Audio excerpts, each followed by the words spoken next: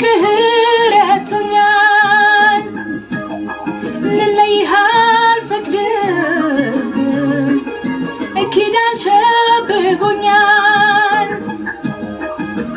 ድናው መፍትሄው መላው ብልሃቱ መላ ካንተ ካለ መላ በለኝቱ ምን ሊያምርብኝ ብዬ ብቻዬን ሳትኖር ከጎኔ ደሞስ ምን ሊጠቅመኝ ያንን ሰፈር አየዋለሁ ባይኔ አብረን ነበር እንጂ የሚያምረው ቢሆን ደስ የሚለው ለስቃይ ለህመም ያንን ቦታ ለምን አየዋለሁ ይቅር ይቅር እንኳን ሌላው አንተም ቀርተሃል ይቅር ይቅር አንዴ ላላገኝ ሄደሃል ምን ባረሳውም ላየው በጓጓም ያኔ አሃሃው እሱ ጋም ገባሽ የሆነ አለ ያላለቀ ነገር አለ መለየት እንደማይፈልግ አንቺ ጋም ሳይ ሁለታችሁም ጋር የሆነሽ ነገር አለሽ ግን ያንን ደግሞ እግዚአብሔርን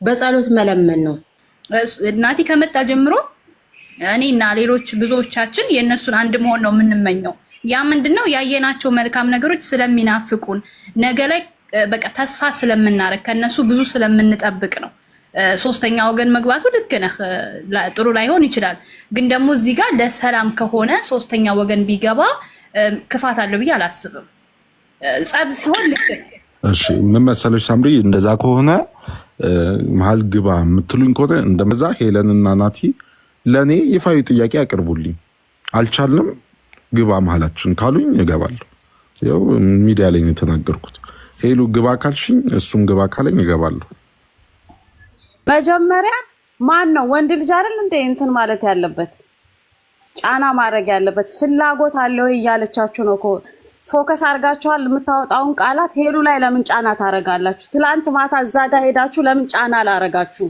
ትላንት ላይፍ ላይ ነበር አይደል ናቲ እንደ ድሮአችን ላንሆን እንችላለን የሆነ ጊዜ አሪፍ ነገር ነበረን በጣም እንዋደዳለን በጣም እንፋቀራለን አሪፍ ጊዜ አሳልፈናል በጣም ወደው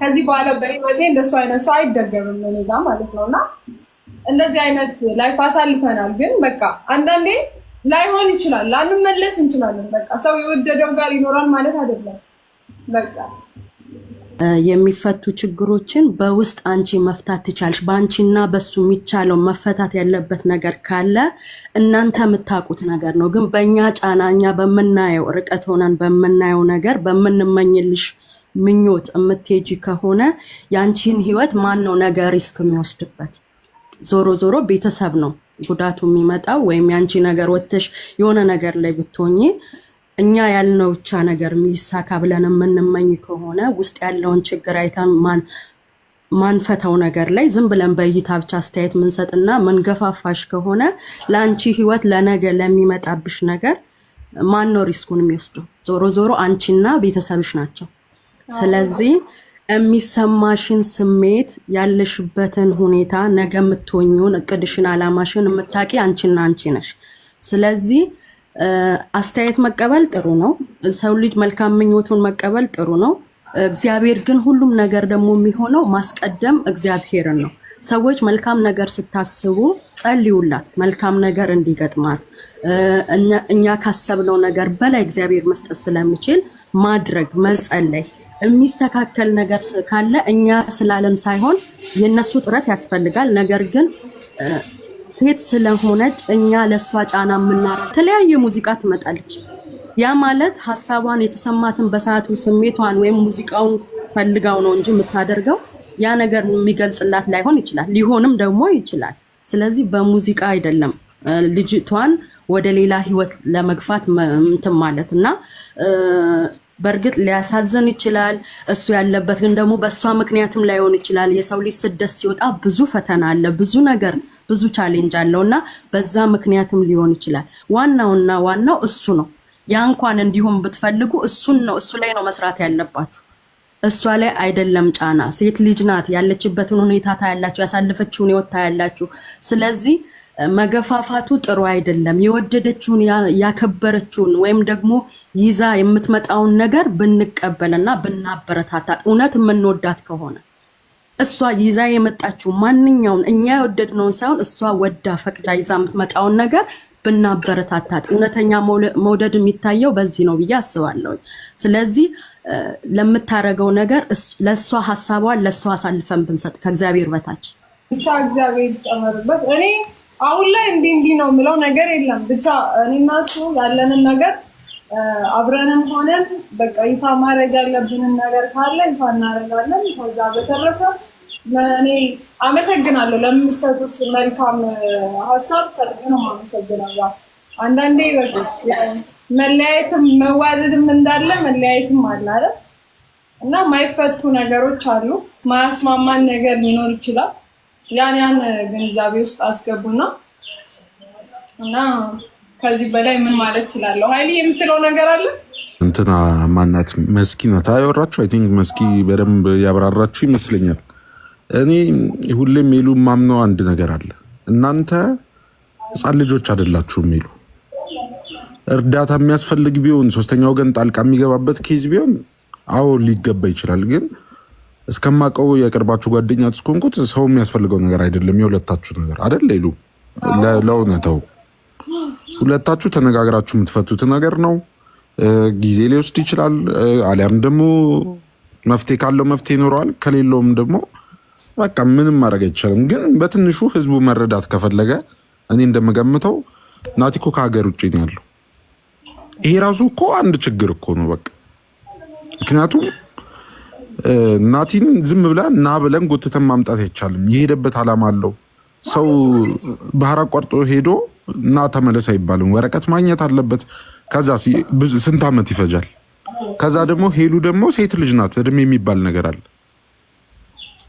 50 ዓመት 20 ዓመት አንድ ወንድ ልጅ አትጠብቀውም።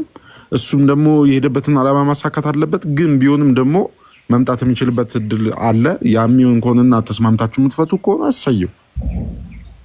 ግን እኔ አሁን ጣልቃ የሚገባበትም ነገር አይደለም። እስከማቀው ጥሩ ልጆች ናቸው ሁለቱም። እኔ በዘመኔ ከሄሉ ጋር ከሰሩ ሰዎች እንደ ናቲ የምወደው ሰው የለም። ሁሌም ነው የምላት አይደል ሄሉ። በቃ ግን ይሄ የሁለታችሁ ኬዝ ነው እንድትረዱኝ ነው። የነበረንን ነገር ስለምታውቁ ነው። ይሄ ሁሉ ፍቅር ነው፣ ከፍቅር የመነጨ ነው ሁላችሁም። እና እውነት ቃል የለኝም እና እኔ ጋር አሁን እኔ ጠይቃችሁኛል አይደል? ይሄን ጥያቄ እሱን ጠይቁት እስቲ። ማለት እኔ ጋር መታችሁ እንደጠየቃችሁ ለምንድን ነው ብላችሁ እሱንም መጠየቅ አለባችሁ። እኔም ብቻ ሳይሆን ለምን ብላችሁ እሱንም መጠየቅ አለባችሁ። እና ብቻ ብዙ ማውራት አልችልም፣ እውነት ለመናገር እንደዚህ ብዙ ማውራት አልችልም። እና ፈልገው ነገር ዛሬ እዚህ ላይ እኔና ናቲ እዚህ እንድንደርስ እንደዚህ እንድንሆን በቃ ማለት ብዙ እንዳንሆን ብዙ ጥረት አድርጌያለሁ። በበኩሌ ብዙ ጥረት አድርጌያለሁ። ብቻ እንዲህ ተብሎ የማይወሩ ነገሮች አሉ። እኔ አሁን እዚህ ማውራት አልፈልግም። እና ግን በቃ እኔ ብዙ ጥረት አድርጌያለሁ። ከእኔ ብቻ ሳልሆን በዙሪያ ያሉት ብዙ ሰዎች ያውቃሉ። ያው እሱም ደግሞ የራሱን ጥረት አድርጓል። ብቻ የናቲን ቁስል የሚናገርለት የለም እንጂ በዩቲዩብ እኮ አስመረረሽ ነው ከሀገር ያስወጣሽ። እያበር ከሀገር ከወጣ በኋላ ተመልሶ ሲያየው በቃ በጣም የሚዝናናበት ቪዲዮ እኮ ነው እንዳለ የሰራችሁት በዘመናችሁ። እግዚአብሔር ይምርኝ እኮ ዋናው እሱን እያየሁ ነው። አልፎ ከስንት አንዴ ታያለህ በቃ እና ያዝናናኛል። ማለት እኔ ነኝ ወይስ ሌላ ሰው ነው ላለው እና ስላንቺ ከታች ሲጽፉ እንባ መጥቶ በቃ ስለሷ ስታወሩ አይምሮ ነው የሚደነዝዘው አታወሩት እያለ ነበረ። እና በጣም ነው ያዘንኩት ክርስቶስን ሲወራ አራታው ግን በዚህ የምርሽ ነው ክርስቶስን ነበረ የተወሰነ ሰዓት ነበረና በጣም ፈታ እያለን ነበረ። ከዛ በቃ ማለት የሆነ ሰው ኮሜንት ጽፎ ሲያስቸግሩ ጊዜ ያቺ ቀበጧ ጋር ብትመጡ አሪፍ ነው ቪዲዮ ምናምን ብሎ ሲያወሩ አረ ቀበጥ ብላችሁ አታወሩ፣ በስሟ ጥሩኝ፣ በሷና በኔ ድርድር የለም እያለ ነበር ክርስቶስን። ወይኔ ናቲሻ አመሰግናለሁ። ኦ ቴንክ ዩ። ምን ልበለው ሌላ? እሺ ምን ልበለው? እናንተን የሚከታተሉ በጣም ድሮ ከሱ ጋር ስትሰሪ ነው የሚያውቅሽ። በጣም ነው የሚወዳችሁ። እንትን ያው ከሱ ጋር ነው ብዙ ጊዜን ያሳለፍኩት ማለት ይቻላል።